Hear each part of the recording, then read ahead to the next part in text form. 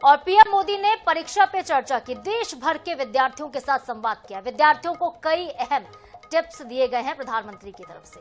तो परीक्षा पे चर्चा एक महत्वपूर्ण कार्यक्रम जो कि हर साल देखिए प्रधानमंत्री करते हैं। बच्चों को जो स्ट्रेस होता है, जो तनाव होता है, उसे दूर करने का काम करते हैं प्रधानमंत्री। और खासतौर पर जब बच्चे पीएम को अपने बीच पाते हैं तो अपनी भावनाओं को व्यक्त कर पाते हैं। तो जो बीता उसे ना गिने, जो बचा है उसे जिए, ये कहा प्रधानमंत्री ने। संतुलन बनाकर चलना बहुत जरूरी है। तो जबलपुर के छात्र भी इसमें शामिल हुए।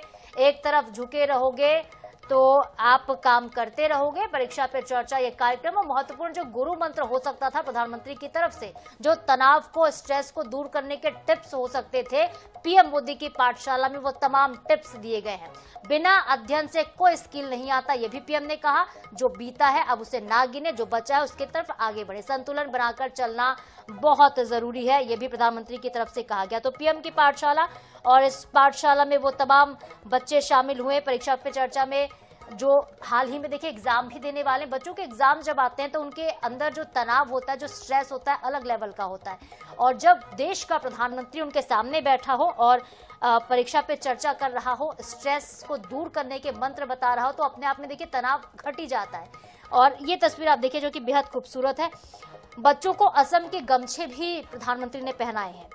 पीएम मोदी ने कहा कि एक साल में हर विदेशी चीज को स्वदेशी से आपको बदलना होगा, ये आपको प्रण लेना चाहिए। तो ये 9वां एडिशन था, महत्वपूर्ण एडिशन था, जहां पे बच्चों से मुलाकात प्रधानमंत्री की हुई और दिल्ली स्थित पीएम आवास पर ये तमाम बच्चे पहुंचे हुए थे।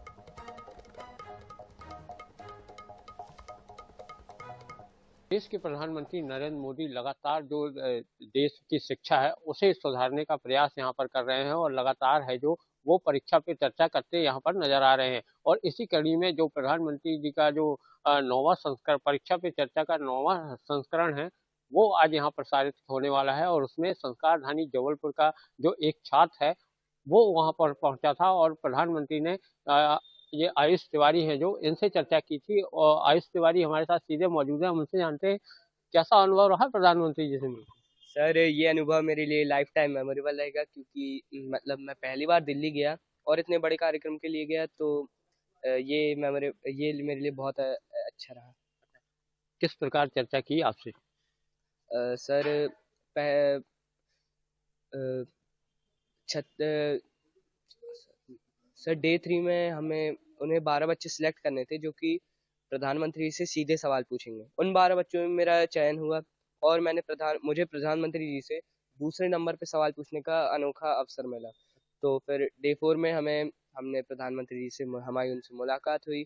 हमने उनके साथ नाश्ता किया, ढेर सारी बातें की। फिर नाश्ते के बाद उन्होंने हमें ये असम का गमछा पहनाया। फिर उसके बाद आगे का प्रोग्राम जारी रहा। उस बीच मेरा प्रधानमंत्री से यह प्रश्न था कि कई बार हम स्कूल और टीचर से स्पीड मैच नहीं कर पाते और हमारा सिलेबस जो है वो पीछे रह जाता है।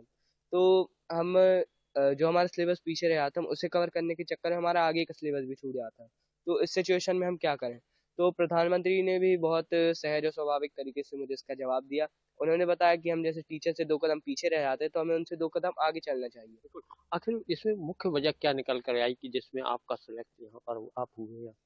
सर, मुख्य वजह तो अपने अंदर के हुनर, और सबसे ज़्यादा मैं शुक्रगुजार करना चाहूँगा हमारे स्कूल के teacher doctor Bharti Malpani ma'am को, क्योंकि उन्होंने ही मुझे इस परीक्षा पे चर्चा कार्यक्रम के बारे में बताया कि कब इसके फॉर्म्स भर रहे हैं, कब हमें इसका रजिस्ट्रेशन करना है। मतलब सारे बच्चों को 1-1 मिनट की वीडियो बनाकर भेजना था, जो एनसीईआरटी काउंसिल है वो उन वीडियोस में से सिलेक्ट करेगा।